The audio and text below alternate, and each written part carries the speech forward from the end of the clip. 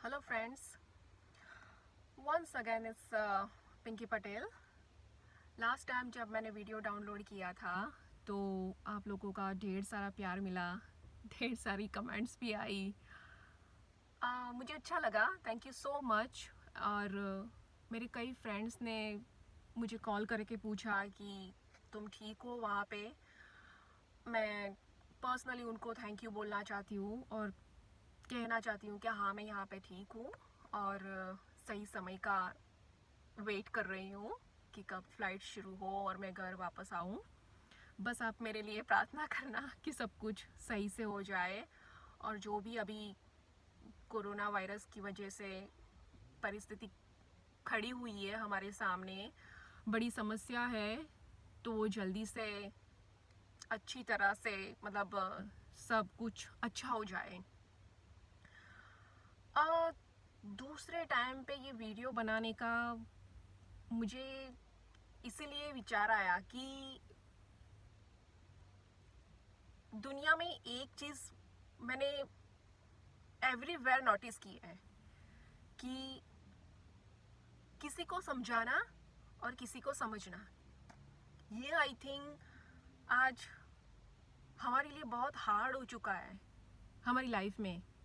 क्योंकि समटाइम हम सोचते हैं कि वाकई में हम पीपल को जान पाते हैं, वाकई में हम इतने होशियार है कि सबको अच्छी तरह से जान पाए। मेरा ये कहने का आज उद्देश्य ये है कि जब मैंने वीडियो डाला तो उसके आफ्टर नेक्स्ट 2 डेज़ में मुझे मेरे डैडी ने मुझे एक पेपर की कटिंग व्हाट्सएप थ्रू सेंड की और उसमें था कि जो एनआरआई है, यूके से आए हैं, आई थिंक यूके यूएस सब से आए हैं, सब जगह से, उनको पहले से नहीं बताया गया था कि उसको होम क्वारंटाइन प्रोवाइड नहीं किया जाएगा और अहमदाबाद एयरपोर्ट से सीधा उनको आनंद के पास एक रिसोर्ट है, होटल है, वहाँ पे ठहराया गया और only for 14 days I think उनके पास से 49,000 रुपीज़ उनको ऐसा इतना बिल थमा दिया कि आपको इतना पे करना है।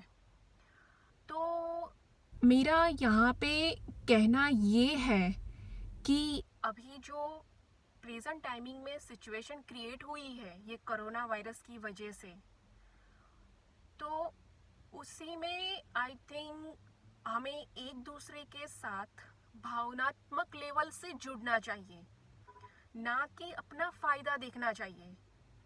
कुछ गंदे लोग होते हैं, बैड पीपल जिसको बोलते हैं, जो बहुत ही सेल्फिश लेवल पे अपना काम करते हैं, बहुत ही ग्रीडी लेवल पे अपना काम करते हैं कि वो मौका ढूंढते रहते हैं पैसे कमाने का, पैसे ऐंठने का। तो आई थिंक मेरे हिसाब से मैं इसको यही बोलूँगी कि उस होटल वाले ने पैसे ही ऐंठे। देखो, पब्लिक जहाँ की भी हो, फिर एनआरआई हो या फिर हमारे भारत देश में रहती हो, अगर आप ऐसा करते हो तो वो एक गलत काम है। I think as a human being हमें ये नहीं करना चाहिए। और बात मैं करूँ एनआरआई की, तो हमारे भारत देश में, हमारे भारतीय परिवारों में एक भ्रम सा है कि हाँ एनआरआई है, काफ़ी सारे पैसे कलेक्ट करके आया होगा, बहुत सारे पैसे कमाए होंगे, एनआरआई है, हाँ। तो वो जो मानसिकता है, और वैसे सामने वाले के दिमाग में आते हैं कि चलो इसको लूटो, या मौका मिला है, अच्छा मौका मिला है, उसको लूटो, वो किसी भी तरह से, पैसे से या तो फिर कोई भी बाबत में मिसगाइड करने से। लेकिन आई थिंक आप खुद सोचो कि क्या ऐसी स्थिति में ऐसा करना अच्छी बात है? अगर आप ये सोचते हो कि इस सिचुएशन का फ़ायदा उठा के 2 पैसे का मुनाफा हम कमा ले, तो इस दुनिया में स्वार्थी, ग्रीडी और जो बोलते हैं ना लुच्चे से भरा हुआ इंसान कोई नहीं। यस, आप अपनी ह्यूमैनिटी भूल गए। यस, जो हमें सिखाया जाता है कि मानव धर्म सबसे ऊपर आता है, तो ऐसे सिचुएशन में ये लोग बहुत ही नीचे गिर जाते हैं। तो मैं उन लोगों का विरोध करती हूँ जो ऐसा करते हैं। फिर दुनिया में वो कहीं भी क्यों ना रहते हो, हमारे भारत देश में ही क्यों ना रहते हो। मैं कहती हूँ कि प्लीज़ ऐसे परिस्थिति में आप एक दूसरे को हेल्प करो, आप फीलिंग्स, इमोशन से जुड़ो। किसी को तकलीफ है तो उसकी तकलीफ को समझो आप। आई थिंक मैं तो ओपनली बोलती हूँ कि ये I think that's not fair. आप बोलते हो कि भाई 14 दिन का क्वारंटाइन है और हमने रखा है और उसका हम बिल आपको दे रहे हैं, तो ऐसी सिचुएशन में आपको समझ के ही मतलब बहुत ही रिजनेबल रखना चाहिए। जो भी आपका प्राइस है, आपका फेयर है। ऐसे खुले आम पब्लिक को लूटने से आपकी तिजोरी नहीं भर जाएगी। और अगर आप ऐसे पैसे लूटते ही हो तो मैं आपको बता दूं कि आप पैसे कलेक्ट नहीं कर रहे हो, आप बद्दुआ कलेक्ट कर रहे हो। अब एनआरआई में आप देखोगे तो शायद मेरे जैसे स्टूडेंट भी होंगे, कोई सिटीजन होगा, सीनियर सिटीजन जो मतलब यहाँ नहीं रहना चाहता होगा और वो अपने भारत देश वापस आना चाहता होगा, वो होगा। तीसरे लेवल पे अगर मैं बात करूँ तो वो लोग होंगे जो बाय चांस घूमने निकले हैं विजिटर वीज़ा पे, जो मतलब हर कोई जाता है और फिर 3 महीने में या तो 4 महीने में वो लोग रिटर्न आते हैं, वो लोग। और कौन हो सकता है? आपको लगता है कि यूएस में या तो फिर कनाडा में या तो फिर यूके में जो मतलब परमानेंट सिटीजनशिप वाले लोग हैं, जिन्होंने वहाँ की नागरिकता प्राप्त की है, वो लोग रिटर्न होंगे? हो सकता है 2%, पर ज़्यादा नहीं। तो ये एनआरआई में वो लोग हैं जो वहाँ पे ऐसे सिचुएशन में फंसे हैं कि वीज़ा पूरा हो गया है, कैसे रहा जाए, पैसे फिनिश हो गए हैं, खर्चा कहाँ से निकाले। ऐसे लोग जब अपने देश वापस आना चाहते हैं और ऐसे लोगों से आप मतलब ऐसे बड़ी रकम में पैसे ऐंठते हो, तो उसका मतलब क्या हुआ कि आप में कोई शिष्टाचार ही नहीं है, आप में कोई मानवता ही नहीं है। आप उनके बारे में सोचिए आज, जो कोरोना वायरस से मतलब परिवार में पूरे परिवार को कोरोना हुआ, पूरे परिवार को क्वारंटाइन में डाल दिया या तो अस्पताल में डाल दिया, और जब पता चला कि घर का एक सदस्य एक्सपायर हो गया, उसकी बॉडी भी उनको नहीं मिलती, वो बॉडी क्लेम करने जाते हैं फिर भी नहीं मिलती, और वो बोलते हैं कि हमने अंतिम संस्कार कर दिया। तो आप उनके बारे में सोचिए कि परिवार में से एक बंदा चला गया हमेशा हमेशा के लिए, वो वापस नहीं आने वाला। उन लोगों पे क्या गुजरती होगी, क्या बीतती होगी उन लोगों में। ऐसी क्रिटिकल सिचुएशन में उन्होंने तो अपना बंदा खोया ना। इसलिए मैं बोल रही हूँ कि जुड़ना है तो इमोशन से जुड़ो। भावनात्मक लेवल से आप जितना जुड़ोगे उतना आप अपनी लाइफ में बेहतर कर पाओगे, कुछ अच्छा काम कर पाओगे। और एक बात मैं बोल देती हूँ, अगर आपके आजू बाजू में कोई भी ऐसा बंदा है या ऐसी बंदी है कि जिसकी बातों की शुरुआत पैसे से होती है और ख़त्म भी पैसों से होती है, उनको आप छोड़ दो, क्योंकि वो आपको कहीं लेके नहीं जाने वाले। मैं आपको श्योरिटी देती हूँ, वो आपको कहीं लेके नहीं जाएंगे। वो ऑलवेज पैसे की माला जपते रहेंगे बस। मुझे नहीं लगता कि उन लोगों में थोड़ी सी भी बुद्धि होगी, बिकॉज अगर आप बुद्धिशाली हो तो रिलेशन के बीच आप पैसे कभी नहीं लाएंगे। एक बात अलग है कि ये दुनिया बिजनेस पे टकी हुई है, बट कुछ टाइम ऐसा आता है कि जहाँ पे हमें अपना बिजनेस भी भूलना पड़ता है और मानवता देखनी पड़ती है। अगर ऐसे टाइम में आप अपना फ़ायदा ढूंढने निकलोगे, आई थिंक लोगों के सामने तो ठीक है, बट आप कुदरत के सामने ही आप ज़ीरो लेवल पे आ जाओगे। बिकॉज हमारा भगवान हमें ऐसा नहीं सिखाता कि सिचुएशन का फ़ायदा उठाओ और सामने वाले का फ़ायदा उठाओ।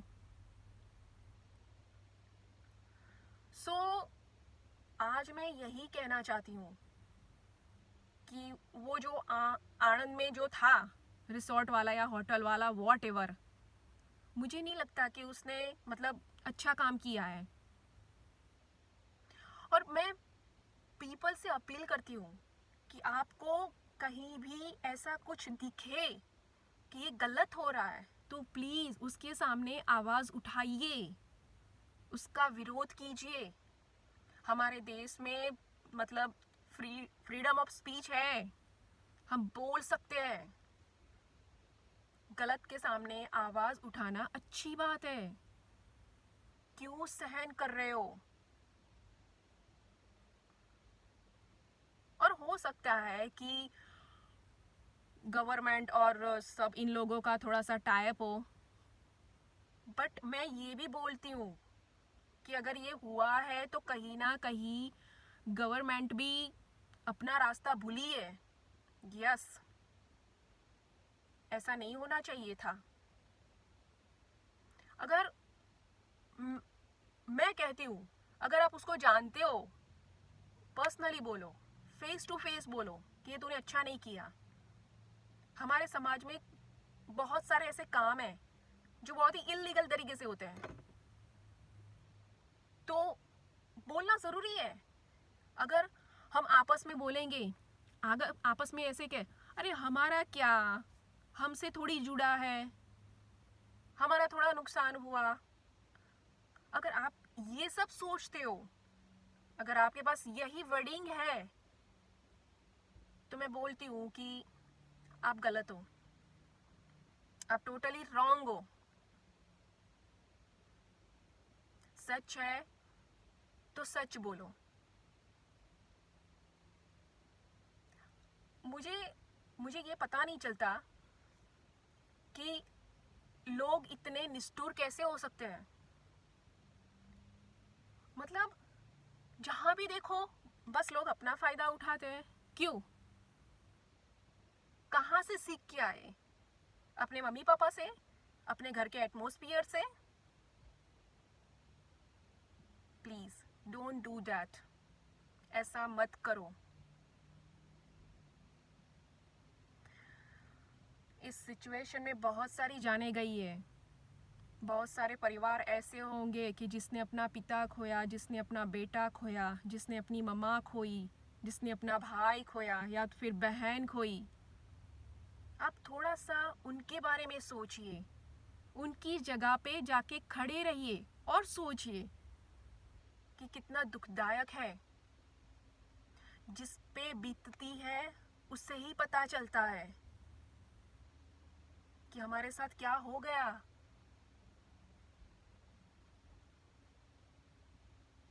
आई होप कि आप सबको मेरी बात समझ में आ रही है।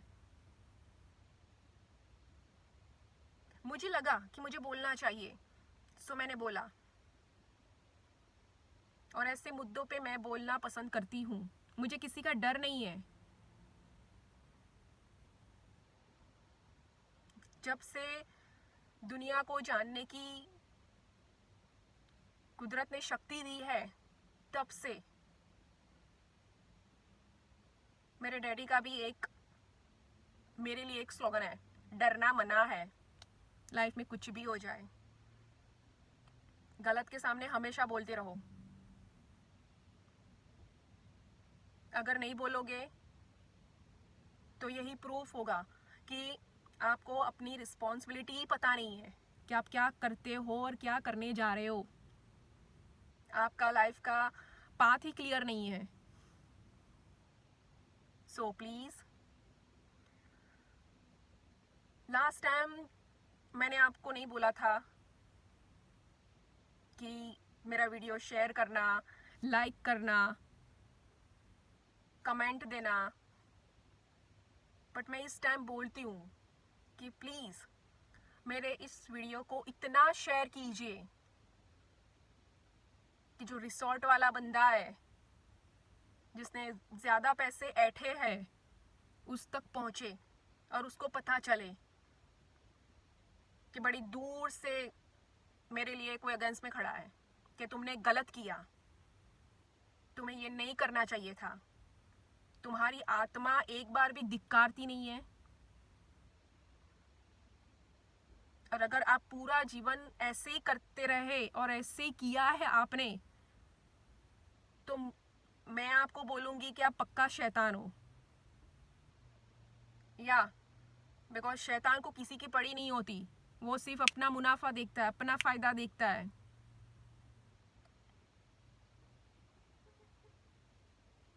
So, thank you so much to listen to me. Stay safe, be healthy. एक बार फिर से बोलूँगी, अपने परिवार का ध्यान रखिए। अपने परिवार से कुछ भी इम्पोर्टेंट नहीं है। आपकी लाइफ में जो भी है वो आपका अपना है, उसे प्यार कीजिए और लाइफ जीते रहिए, because life is so beautiful. कुदरत की दी हुई एक अनमोल चीज़ है ये, जो शायद हमें दोबारा ना मिले। Thank you so much, thank you so much. Have a great day. जय हिंद, वंदे मातरम, भारत माता की जय। Bye bye.